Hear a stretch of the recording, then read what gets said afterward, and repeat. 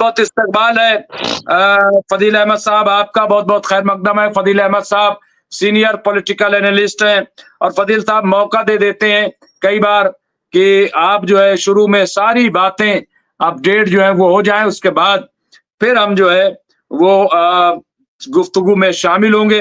बहुत इस्तकबाल है। और फदील साहब की खास बात ये कि वो जिस तरह से जियो पॉलिटिक्स को समझते हैं और आज जो खबर मैं बता रहा हूं, मैं अपने यहां भी देख रहा हूं, नव भारत टाइम्स ने तो थोड़ा सा अपडेट किया है, लेकिन टीवी 9 भारत जो इंटरनेशनल खबरें कवर करता है, अभी मैं देख रहा, उसने इस ब्लास्ट पर कोई वैसी खबर वैसे चलाई तो है, लेकिन उसके बाद ऑन रिकॉर्ड जो है कोई तहरीर मुझे अभी तक देखने नहीं मिली। हो सकता है वो पीछे चली गई हो, लेकिन बहरहाल आज जो हुआ, तो मैं हिजबुल्लाह के बारे में बता रहा था कि कल Hassan Nasrallah Ayatollah Hassan Nasrallah की आखिरी रसूमात है और उसमें जो यहाँ पे डॉक्टर तस्लीम रहमानी है, उनको भी दावत दी गई थी और उन्होंने आज एक बयान जारी करके कहा कि दरअसल मेरी सेहत ठीक नहीं है, इस वजह से मैं नहीं जा रहा हूं। बाकी दुनिया के 100 ममालिक से वहां के सरबराहान और अहम शख्सियात कल लेबनान में जमा होंगी और अगर मैं जाता तो मेरे लिए भी ये बड़े फख्र की बात होती है। बाकायदा उन्होंने अपना बयान जारी करके ये बात कही है। तो फदील साहब का बहुत बहुत खैर मकदम है, बहुत बहुत इस्तकबाल है। 76,000 लोग जनाजे में शामिल होंगे, ये नूर साहब ने कहा है। इसके अलावा हमास ने अरब लीग के प्रस्ताव को ठुकरा दिया। अरब लीग ने कहा था कि गाजा में अगर हमास का इन्वॉल्वमेंट नहीं होगा तो हम गाजा के लिए कुछ कर सकते हैं और इसको ठुकरा दिया गया। बहरहाल पहले हम आते हैं, फदील साहब आपने खबर सुनी होगी, सुल्तान साहब की भी सुन ली, धमाका जायनी साजिश की बू आ रही क्योंकि किसी के हलाक की खबर नहीं, इल्जाम ईरान पर, नजर परमाणु पर हमले का फराग। बहरहाल फदील साहब आज जो खबर आई है इजराइल के ताल्लुक से, तेल अवीव में 5 बसों में बम रखा गया। 5 बसों में बम रखने के बाद 3 बसों में बम ब्लास्ट हुआ। सीरिया रात के अंधेरे में लगाया गया था, सुबह 10-11 बजे के लिए, 9-10 बजे के लिए, लेकिन वो मिस मैनेजमेंट की वजह से कह रहे हैं कि अनट्रेन होने की वजह से वो रात ही में फट गए। कोई नहीं मरा, सिर्फ बम में ब्लास्ट हुआ है। कैसे देखते हैं? कई और सवाल हैं। देखिए, मैं तो थोड़ा खाना खा रहा था इसलिए लेट हो गया, नहीं तो हम तो आपके टाइम से आ ही जाते हैं। और जो नहीं नहीं नहीं ब्लास्ट नहीं, मैं अपडेट कर लेता हूं ये, क्योंकि मैंने इस दौरान 5-6 खबरें पढ़ ली और उससे क्या जी है जी कि थोड़ा से डिटेल में लोगों को बातें, बहुत सारे हमारे ऐसे लोग हैं फजील भाई जो डिटेल में चीजें नहीं पढ़ पाते हैं, तो उनको कम से कम हम डिटेल कर देते हैं। मैंने कोई इसलिए नहीं कहा कि आप नहीं आ पाए, माफी चाहता हूँ। नहीं नहीं देखिए, ये आप तो तो अब मुस्तकिल जांच, देखिए जुड़ते हैं, बात करते हैं। जी जी, जो अब तो ये जांच का विषय है, जांच होने दीजिए। अगर इजराइल इसको डिस्क्लोज करना चाहेगा, अभी ये भी इजराइल के ऊपर है कि वो डिस्क्लोज करेगा कि नहीं करेगा, कि किसने ये ब्लास्ट किया है। उनकी जांच कहाँ तक हो पाती है, वो इंटरेस्टेड हैं कि नहीं इस बात को बताने में कि किसने किया है, ये उनकी अपनी इंटरनल पॉलिटिक्स है। इजराइल के अंदरूनी राजनीतिक जंग के लोग जो हैं, उनका ये सब हाथ है, इसमें किसी दुनिया से किसी लेना देना नहीं। ये दिखाने के लिए कि हम कहीं ना कहीं से आतंकवादी घटना से हम भी ग्रसित हैं, तो ये सब उनकी अपनी निजी प्रॉब्लम है और इजराइल के अंदर उनको जांच करनी चाहिए। ये इजराइल की इंटरनल प्रॉब्लम हो सकती है, इसमें किसी बाहरी का कोई हाथ नहीं है। जब लड़ाई आमने सामने हो रही है तो फिर कोई इस तरह की घटना क्यों करेगा। दूसरी बात कि इजराइल जो है वो बार बार आज अरब ने, जो अभी नूर साहब ने कहा कि हम पैसा देंगे, ऐसी कोई खबर है नहीं कि अरब ने कुछ कहा हो, क्योंकि अगर ये बात अरब ने कह देती ना तो बहुत कुछ हो जाता, बहुत बात तेजी से आगे बढ़ जाती। लेकिन बहरहाल अगर इस बात के लिए तो हमास क्या, दुनिया का कोई मुसलमान नहीं तैयार है कि हमास को माइनस करके इजराइल के बारे में, फिलिस्तीन के बारे में कोई सोच सकता है।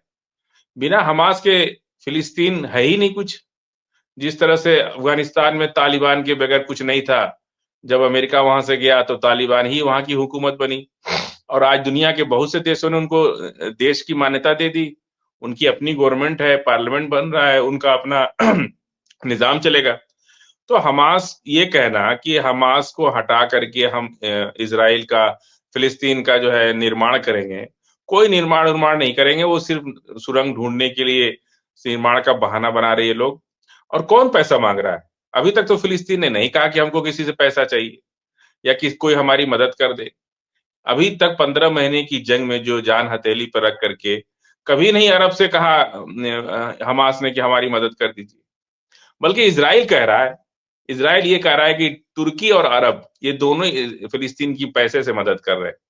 और एक दिन हमने आपसे कहा था कि तुर्की, तमाम लोग तुर्की पे भी आरोप लगा रहे थे। तो एक वारशिप जो है तुर्की का हूती की तरफ गया था, यमन की तरफ। तो लोग ये कह रहे थे कि देखिए उन्होंने नेटो का काम कर दिया। तब मैंने कहा था कि नहीं नहीं, उन्होंने हूती का काम कर दिया। आज यही बात इजराइल कह रहा है। इजराइल ये कह रहा है कि उनके हवाई अड्डे से कुछ हवाई जहाज उड़े हैं जो संदिग्ध हैं कि वो क्या करने गजा में जाते हैं या क्या किए, उनको पैसे से मदद किए और ईरान के थ्रू मदद कर रहे हैं। तो तुर्की के ऊपर इजराइल ही आरोप लगा रहा है और अरब के ऊपर भी इजराइल आरोप लगा रहा है कि वो फिलिस्तीन हमास की पैसे से मदद कर रहे हैं। तो और इसके बकायदा उन्होंने कहा है कि उनके हवाई अड्डे से हवाई जहाज उड़ा है जो मतलब सेना का हवाई जहाज है, और वो उसके संदिग्ध है कि वो क्या करने गया, कहाँ गया। तो धीरे धीरे करके पूरे हमास और फिलिस्तीन के साथ जो कंट्रीज से तमाम दुनिया के मुसलमानों को दिक्कत थी कि ये लोग मदद नहीं कर रहे। कुछ मदद खुल के होती है, कुछ मदद अंदरूनी होती है। कुछ लोग खुल के बोलते हैं, कुछ लोग अंदरूनी बोलते हैं। लेकिन मैंने आज से 15 महीना पहले जब हम लोग डिबेट कर रहे थे, तब भी हमने कहा था कि आप किसी को ऐसा मत सोचिए कि कोई भी मदद नहीं कर रहा है। पूरी दुनिया के लोग मदद कर रहे हैं, और अरब देश का कोई ऐसा मुस्लिम कंट्री नहीं है या मुस्लिम हुकूमत नहीं है जो फिलिस्तीन की मदद नहीं कर रही है।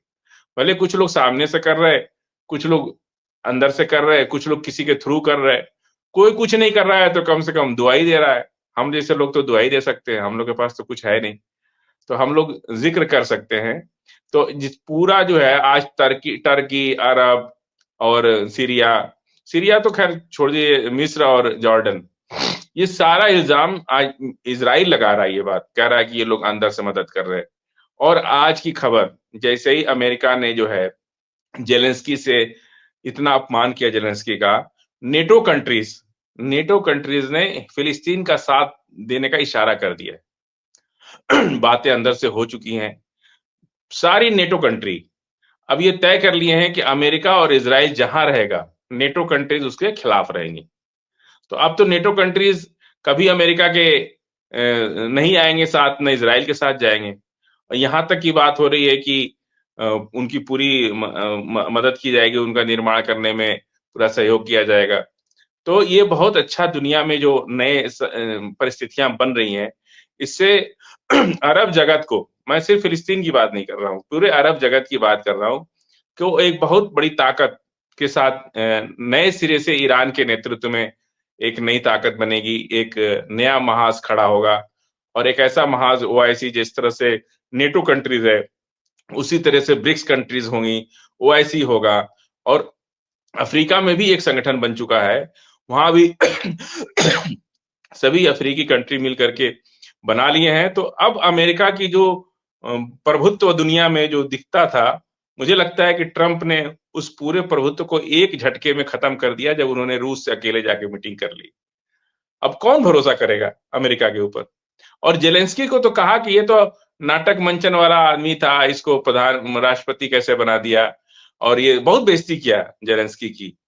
और जैसे ही जेलेंस्की की बेइज्जती किया, नेटो के लोग तुरंत जेलेंस्की के पास पहुंच करके उनको भरोसा दिलाया कि हम लोग आपके साथ हैं।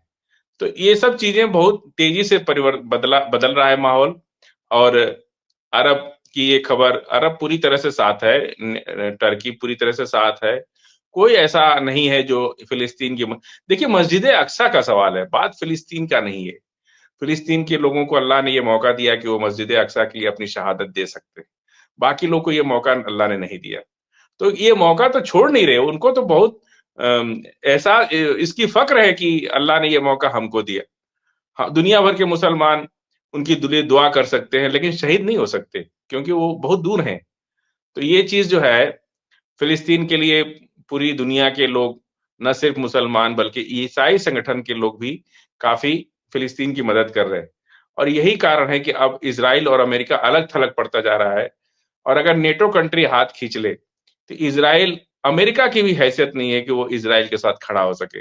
अमेरिका के पास कुछ बचा नहीं, वो खोखला हो चुका है, उसका वही थोथा चना बाजे घना वाली बात हो गई है, कि उसका जो है वो पूरी स्थिति खराब हो गई है, अब वो किसी से जंग लड़ने की स्थिति में नहीं है।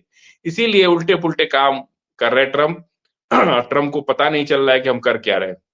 जी।